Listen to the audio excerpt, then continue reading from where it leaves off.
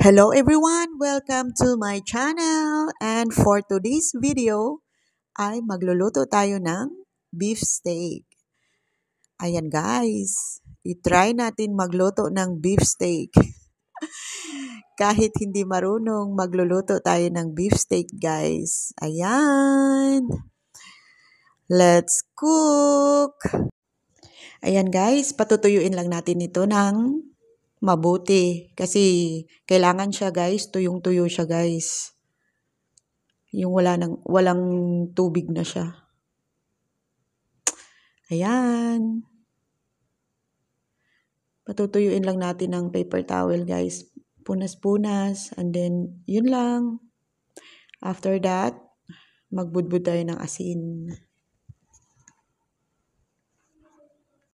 Ayan, be sure guys na tuyong-tuyo na siya. Katulad nito, tuyong-tuyo na siya. Pag pinunasan mo na siya ng tuyong-tuyo na siya guys. Ayan, tuyo na sila guys. And ang gagawin natin ay bubudburan natin ng asin. Nawawala ng lola nyo guys. Ayan, dapat rock salt ang gamit natin guys para masarap siya talaga. Ayan, bubudburan natin ng asin at imamasahin natin siya. Ayan, massage lang guys. Para lang tayong nagmamassage sa ating katawan. Enjoy cooking lang to guys. Kasi bumabagyo dito sa amin. Bagyong Krising. Ayan guys, na-massage na natin ang kabilang side naman ang ating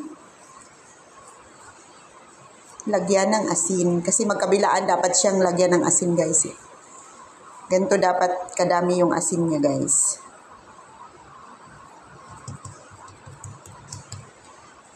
Ayan guys, nabudburan ko na lahat ng asin. Ready to cook na siya. Ngayon, nire-ready ko na yung ating ingredients para sa pagluto. Isang buong garlic sana guys, kaso wala tayong garlic. Wala na mabilhan kasi gabi na guys. Sa sobrang ulan. So, pagtsagaan na natin to. Putulan lang dito sa ibabaw ng konti. At least lahat maputol lang ko. Basta maliit lang. And butter. And also, coconut oil. Our pan. And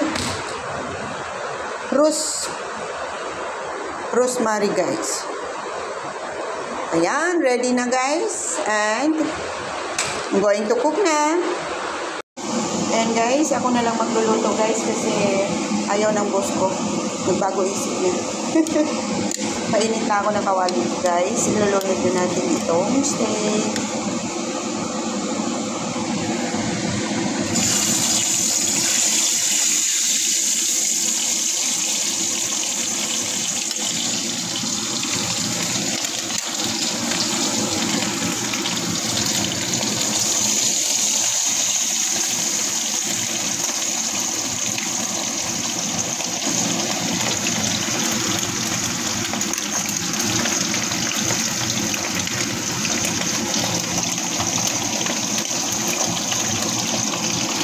Babalik na rin natin guys, kaagad.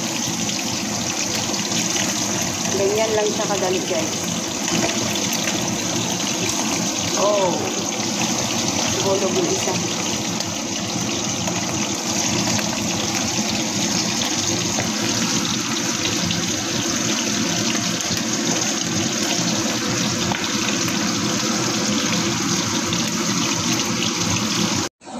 Ayan guys, pina-cool down na lang natin ng konti. Ayan guys. And then, after that one, maglagay tayo ng butter. Siguro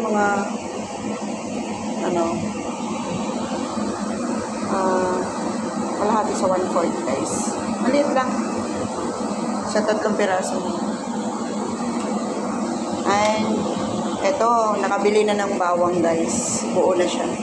Ayan, ganyan lang siya pag-cut guys. Pinainit natin ulit. Lagyan natin itong mga bawang. bawang niya.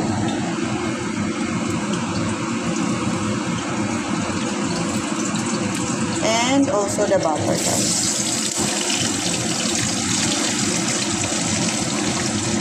Baliktad na.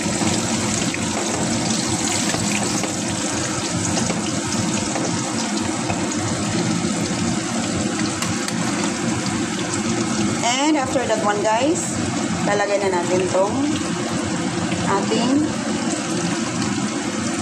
pina-pull down na steak. Ayan.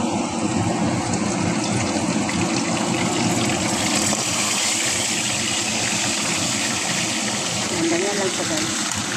Lagyan natin ng rosemary.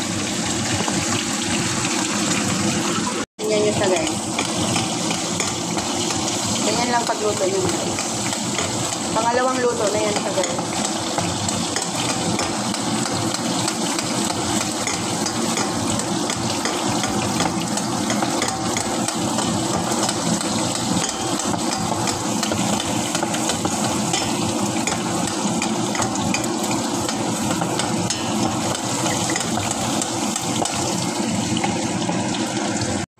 Ayan guys, ready to eat our steak.